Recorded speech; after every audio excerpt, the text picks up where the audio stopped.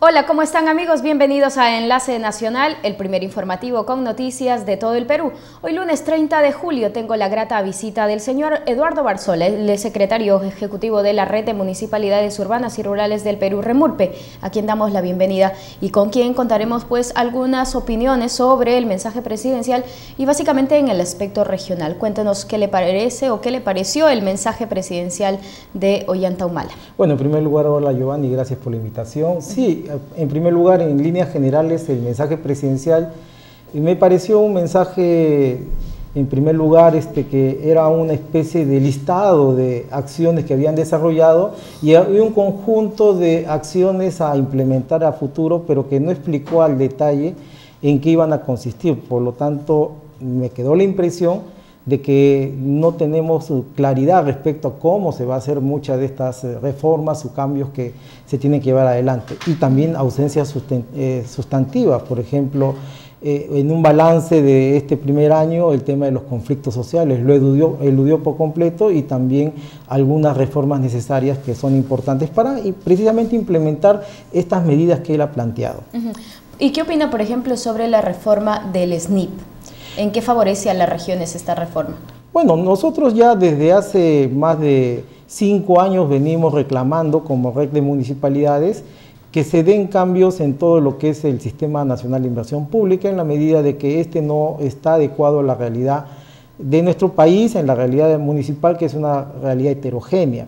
En muchas municipalidades el Sistema Nacional de Inversión Pública no ha funcionado, a pesar de que su objetivo es garantizar una transparencia y la efectividad de la inversión pública, pero sin embargo los indicadores de evaluación que se han colocado dentro del sistema hacen que muchas de estas municipalidades no puedan hacer obras públicas de manera ágil y que les sirva a su población.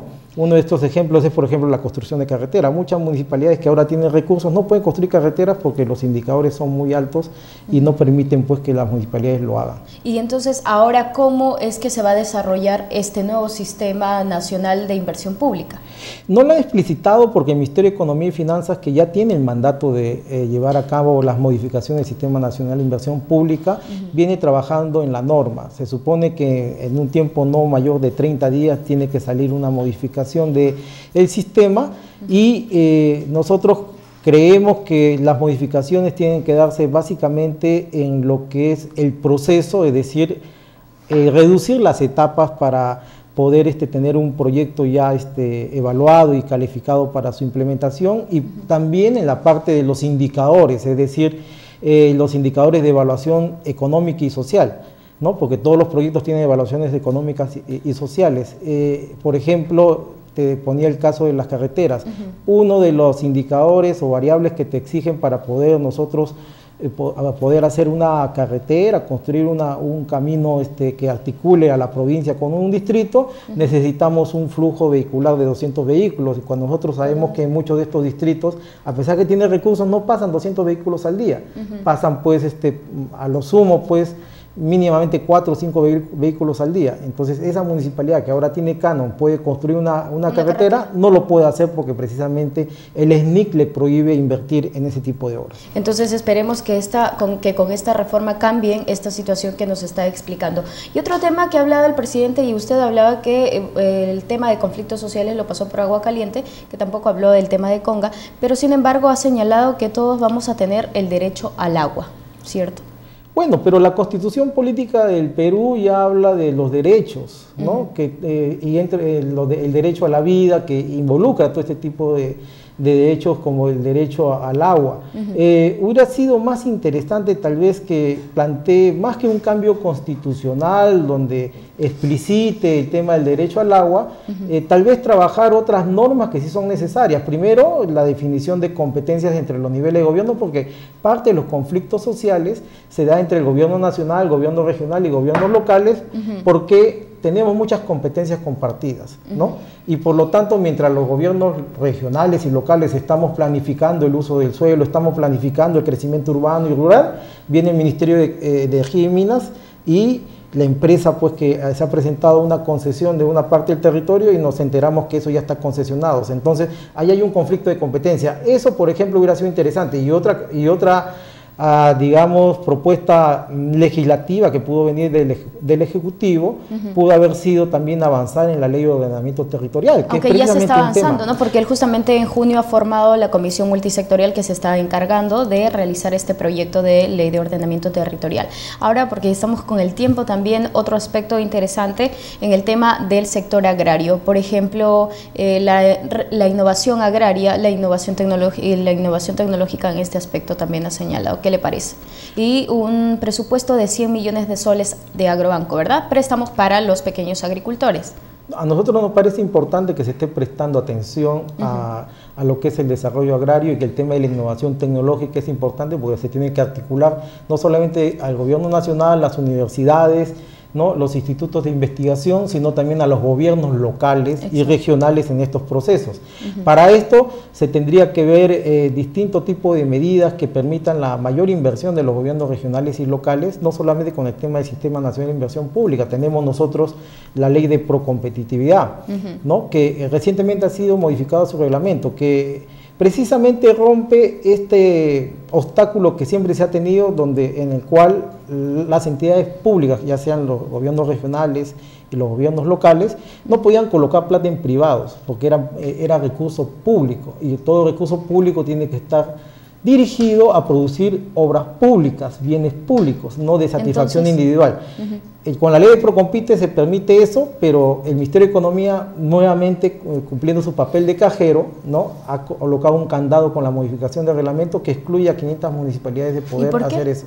Porque sencillamente considera que son municipalidades pequeñas, no tienen los suficientes recursos y la norma, este reglamento específicamente señala que municipalidades que tengan menos de 430.000 soles de proyectos de inversión no pueden entrar a los procesos de la ley de Procompetitividad. Pero eso sería absurdo, ¿no?